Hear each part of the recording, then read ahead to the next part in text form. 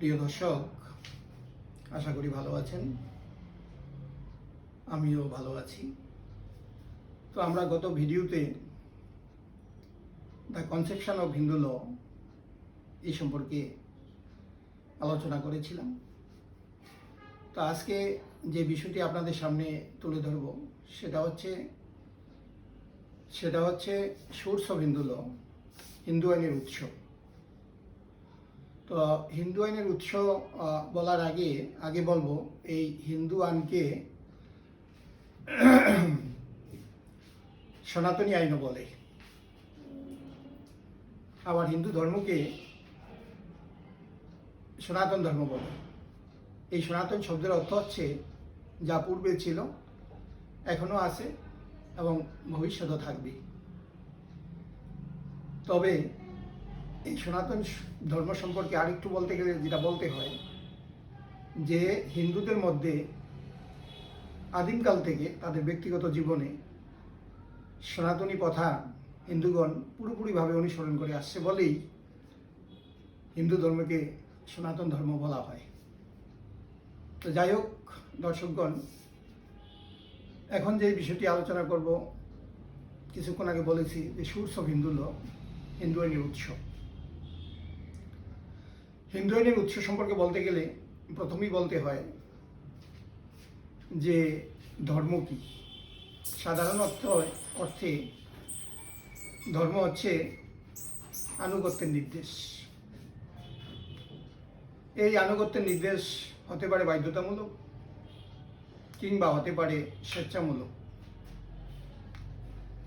এই আনুগত্যের নির্দেশ যিনি দেন বা যে ব্যক্তি দেন তিনি হচ্ছেন আইনের উৎস। ধর্ম একটি স্বেচ্ছামূলক আনুগত্যের নির্দেশ। হিন্দু আইনে এই ধর্মীয় আনুগত্য যে ব্যক্তি বা কর্তৃপক্ষের কাছ থেকে উদ্গত হয়েছে তিনি হয়েছেন হিন্দু আইনের উৎস। অন্যভাবে বলতে গেলে হিন্দু আইনে কতিপয় বিধানাবলী যে শক্তি বা কর্তৃপক্ষের কাছ থেকে আগত হয়েছে ওগুলি হচ্ছে হিন্দু আইনের উৎস। তো প্রিয় দর্শক, এখন আমরা জানব যে হিন্দু আইনের বিধানাবলী কি কি। হিন্দু আইনের বিধানাবলী হচ্ছে ধর্ম পালন, কর্তব্য সম্পাদন, পরের হিত সাধন করা, এক ঈশ্বরের কর্তৃত্ব এবং নির্দেশ মেনে চলা, ব্রহ্মচর্য পালন, গুরু গিয়ে বিদ্যাভ্যাস করা এবং সংসার নির্বাহ করা ইত্যাদি। তো এই হিন্দু আইনের বিধানাবলী যেভাবে বা যে মাধ্যম থেকে হিন্দু আইনে স্থান লাভ করেছে সেগুলি হচ্ছে হিন্দু আইনের উৎস। তো প্রিয় দর্শক, এখন আমরা যাব যে হিন্দু আইনের বিভিন্ন উৎস, যাকে আমরা ইংরেজিতে বলি ডিফারেন্স সোর্স অফ হিন্দু ল। হিন্দু আইনের বিভিন্ন উৎস সম্পর্কে আলোচনা করার আগে বলবো যে হিন্দু আইন কখনোই একক উৎস থেকে সৃষ্টি হয়নি বা আসেনি। হিন্দু আইন বিভিন্ন উৎস থেকে এসেছে। হিন্দু আইনের উৎস হচ্ছে মিশ্র প্রকৃতির। কতিপয় গবেষক প্রাচীনকালে বলেছেন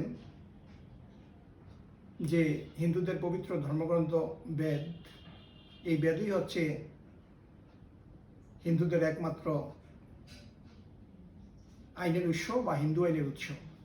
কিন্তু কথাটি আদৌ সত্য নয়, কারণ হিন্দু আইনের উৎস বিভিন্ন ধরনের, বিভিন্ন প্রকৃতির। আমরা একটু আগে যে আলোচনা করেছি সেখানে আমরা দেখেছি যে হিন্দু আইনের উৎস বিভিন্ন সোর্স বা মাধ্যম থেকে এসেছে। তবে প্রাচীন পণ্ডিতগণ হিন্দু আইনের এই উৎসকে দুটি ভাগে ভাগ করেছেন। প্রথমটি হচ্ছে পরম্পরাগত উৎস এবং দ্বিতীয়টি হচ্ছে আধুনিক বিজ্ঞানসম্মত উৎস। তো পরম্পরাগত উৎস হিন্দু আইনে কি কি সেগুলো একটু আলোচনা করা দরকার। হিন্দু আইনে বলা আছে যে পরম্পরাগত উৎসগুলি হচ্ছে শ্রুতি, স্মৃতি, প্রথা, পুরাণ, ব্যাখ্যা বা নিবন্ধ। এগুলি হচ্ছে পরম্পরাগত উৎস। প্রিয় দর্শক, আমি আবারও বলছি যে পরম্পরাগত উৎসগুলি হচ্ছে শ্রুতি, স্মৃতি, প্রথা, পুরাণ, ব্যাখ্যা বা নিবন্ধ।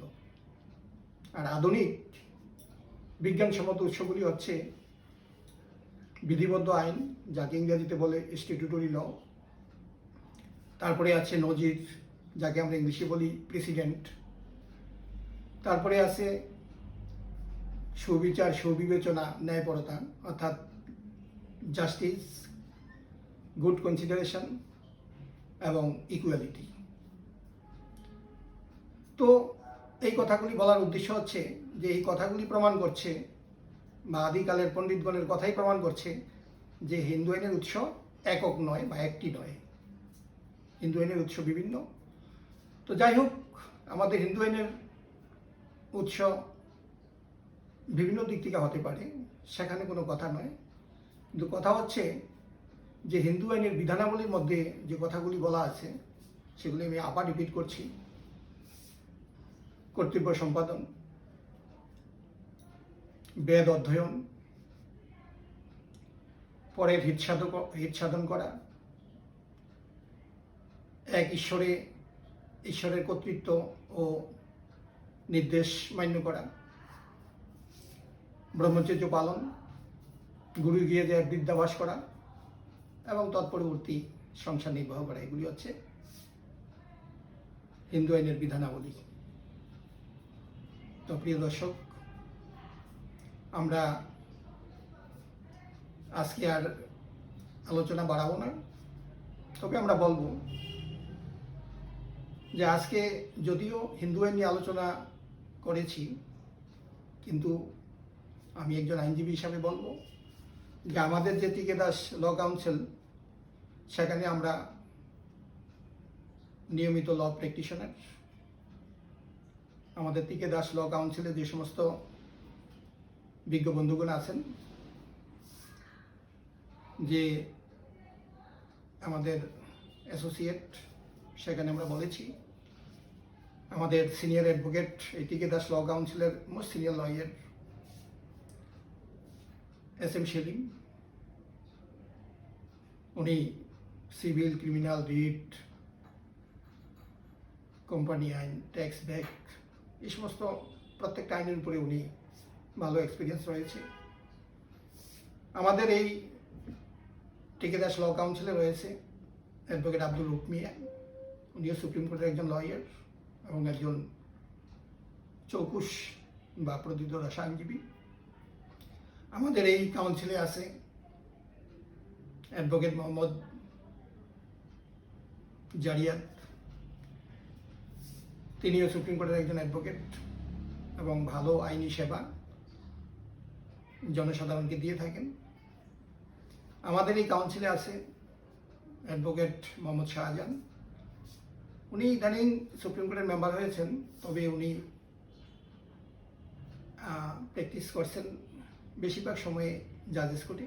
তিনি আমাদের এই কাউন্সিলের পক্ষ থেকে আমাদের যে মামলাগুলো জজ কোর্টে আছে সেটা আমাদের অ্যাডভোকেট মোহাম্মদ শাহজাহান দেখে থাকেন।